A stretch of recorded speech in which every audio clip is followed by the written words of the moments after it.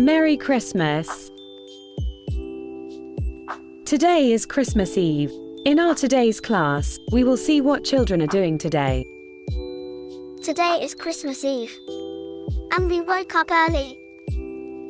We had a delicious breakfast.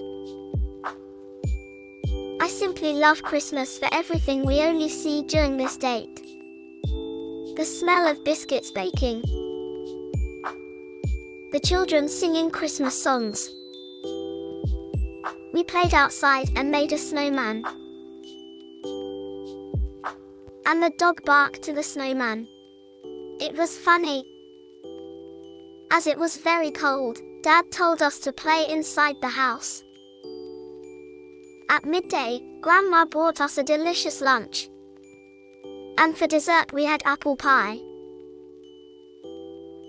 After lunch, Grandma told us beautiful stories. At 6 p.m. Mom called us for a bath and we got dressed with our new clothes. And now, we are going to start our Christmas dinner.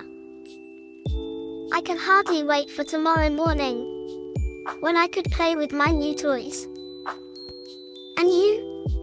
How was your Christmas Eve? I wish you a Merry Christmas.